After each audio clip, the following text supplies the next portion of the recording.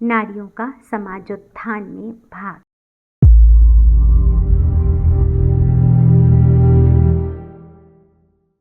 आधुनिक विद्वानों ने संसार की विभिन्न जातियों की सभ्यता की जांच करने में जिन विधियों से काम लिया है, उनमें स्त्रियों की स्थिति एक विशेष स्थान रखती है। संसार में ऐसे देश बहुत कम हैं जिनमें प्राचीन काल से स्त्रियों को उच्च स्थान दिया गया है।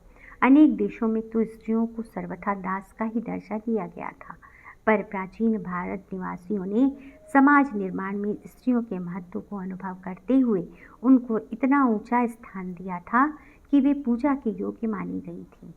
भारतीय संस्कृति में स्त्री व पुरुष दोनों को एक गाड़ी के दो पहियों की तरह माना गया था। दोनों पहिए साथ साथ और बराबर चलेंगे तभी जीवन रूपी गाड़ी भली प्रकार अग्रसर हो सकेगी। इसी दृष्टि से स्त्री को पुरुष की अर्धांगिनी कहा गया था। शतपथ ब्राह्मण में लिखा है कि पत्नी पुरुष की आत्मा का आधा भाग है, इसलिए जब तक पुरुष पत्नी को प्राप्त नहीं कर लेता तब तक प्रजो उत्पादन न होने से वह अपूर्ण रहता है। महाभारत के आदि पर्व 74-40 में लिखा है कि भार्या पुरुष का आधा भाग व उसका श्रेष्ठतम मित्र है, वही त्रिवर्ग की जड़ है और वही तारने वाली है।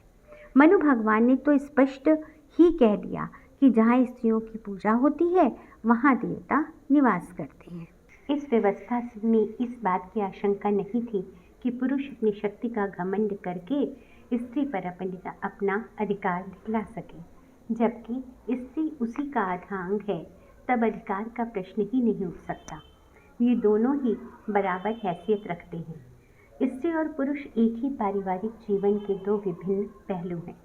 पारिवारिक जीवन, इस जीवन में दो प्रकार की जिम्मेदारियां रहती हैं, एक घर के भीतर की और दूसरी घर के बाहर की। इनमें से एक का संचालन विशेषतः स्त्री द्वारा ही होता है और दूसरी का पुरुष द्वारा। पारिवारिक अभ्युदय के लिए दोनों पहलुओं का सुचारू रूप से चलना, संचालन होना आवश्यक है। यदि दो में से किसी एक में कमी रही तो जीवन दुखमय हो जाता है। स्त्री पुरुष के एक साथ रहने से ही पारिवारिक जीवन का श्री गणेश होता है।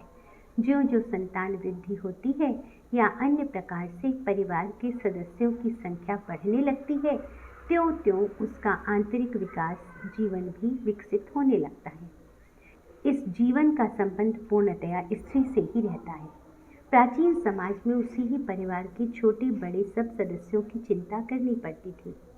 उसे अपने घर को साफ सुथरा रखना, भोजन की व्यवस्था करना और अतिथि सत्कार के उत्तरदायित्व को पूरा करना पड़ता था।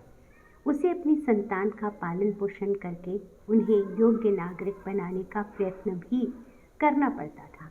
इसीलिए उसे गृहिणी के पद पर सुशोभित किया गया था। महाभारत की शांति पर 144-66 में लिखा है, घर घर नहीं है वरन गृहिणी ही घर कही जाती है। प्राचीन सामाजिक जीवन में गृहिणी पद अत्यंत महत्वपूर्ण था, क्योंकि उस समय पारिवारिक जीवन स्वावलंबन के सिद्धांत पर स्थित था। इसलिए स्त्रियों को ऊपर लिखे कार्यों के अतिरिक्त सूत काटने, कपड़ा बुनने, गाय दुहने, खेती संबंधी बहुत से कार्यों की जिम्मेदारी भी उठानी पड़ती थी। यदि स्त्री घर के इन सब कार्यों की जिम्मेदारी ऊपर अपने न उठाए तो स्पष्ट है पुरुष को कितनी ही कठिनाइयों का सामना करना पड़ेगा। गृहिणी पद के अतिरिक्त प्रकृति ने स्त्री को मातृपद के योग्य भी बनाया है। माता शब्द तो पारिवारिक जीवन के लिए मानो अमृत का भंडार है। माता परिवार के लिए त्याग, तप और प्रेम की त्रिवेणी ही है। माता और पुत्र का जो प्रेम परस्पर रहता है, उसी से पारिवारिक जीवन अधिक सुखित बनता है। माता समाज सेवा से ऊंचे आदर्शों की साक्षात मूर्ति ही है। अपने बच्चों को पालने पोसने में वह सब कष्टों को हंस हंस कर झेलती है। प्राचीन भारत में माता की महिमा सबसे अधिक बतलाई गई है और सूत्र तथा स्मृति ग्रंथों में इस संबंध में बहुत कुछ लिखा गया है। स्त्री को उपरोक्त दो पदों के अतिरिक्त एक पद और प्राप्त था और वह था पुरुष की सहचरी का।